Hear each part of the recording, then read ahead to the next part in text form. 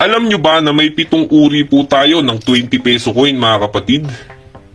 At yung ilan dito ay binibili sa halagang 10,000 up to 15,000 pesos. Pag po natin sa video ito ang 7 uri ng klase ng 20 peso coin. At yung iba mga kapatid ay binibili sa halagang 15,000 pesos ang kada piraso. Kaya panoorin nyo mabuti ang video na to. So karamihan po sa atin mga kapatid ay hindi naman po pinapansin yung mga iba't ibang klase ng ating mga coins. Okay? So basta mahawakan nila yung 20 peso coin, akala nila ay isang klase lamang. So ito pong 20 pesos natin mga kapatid, ang kadalasan natin nakahawakan year 2019 at year 2020. Ayan mga kapatid. At ang composition niya o ang materialis na ginamit sa kanya ay bimetallic nickel-plated steel, center in bronze-plated steel ring. Ayan mga kapatid. At tumitimbang po ito o ang bigat nito ay 11.5 grams at ang diameter niya ay 30 mm. Okay? So may 7 klase po ito para po sa mga hindi nakakaalam. Ang 7 klase po nito, unang-una mga kapatid, ay 2 klaseng year 2019. Ayan po. Yung year 2019 na isa mga kapatid ay may 2,090,000 example.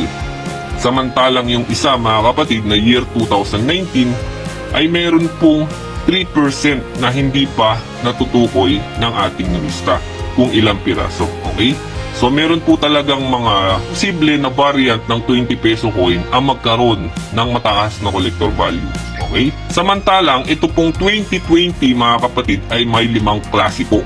Ayan, makikita nyo dito, yung isa ay 14%, 9% na may high mint mark, at itong isa ay may 12% na may low mint mark, at yung isa ay 60%. Ayan mga kapatid, ito yung pinakamadami. At yung isa ay 3%. Ayan. Iba't iba po ng uri yan mga kapatid, no? At iba-iba po yan ng mintage mga kapatid. Okay? So yung 2020 na 60% yan po yung pinakamadami. Yan po yung variant ng 2020 na may pinakamadami. So itong 4 na klase na to mga kapatid ay 12% lamang, 9%, 14% at yung isa ay 3% lamang. Okay? So hindi natin inaasahan na may mga ganito palang uri ng klase ng 20 peso coin. Okay? So ano nga ba yung mga binibili ng mga kolektor? Ayan mga kapatid. So kung mapapansin nyo, itong 20 peso coin na to mga kapatid, ayan, yan po yung trending ngayon na 20 peso coin na lagpas Coelho. At meron pong isang kolektor daw na bumibili nito. Ayan, kumakalat po yung video na ilang vlogger mga kapatid na bumibili daw po sila ng 20 pesos na lagpas Coelho sa halagang 10,000 up to 15,000 pesos. So napakarami na rin po nilang nabilhan, no mga kapatid. Pero ito po mga kapatid, sa lahat po ng nag-aalok sa atin ito, ayan, lilinawin ko lang po sa inyo mga kapatid. Hindi po ako bumibili ng mga ganitong uri ng common coins. Okay? So ang mga binibili natin ay mga collectible coins, tulad ng mga error coins. So ito mga kapatid ay hindi pa malinaw sa aming mga kapatid kong kolektor na ito po ay error coins dahil napakarami ko pong nakikita nito. So sa madaling sabi mga kapatid, ito po ay hindi namin itinuturing na rare coins o error coins dahil sa sobrang daling hanapin or sobrang dami ng mintage nitong 20 pesos na lagpas daw ang Coelho. Okay?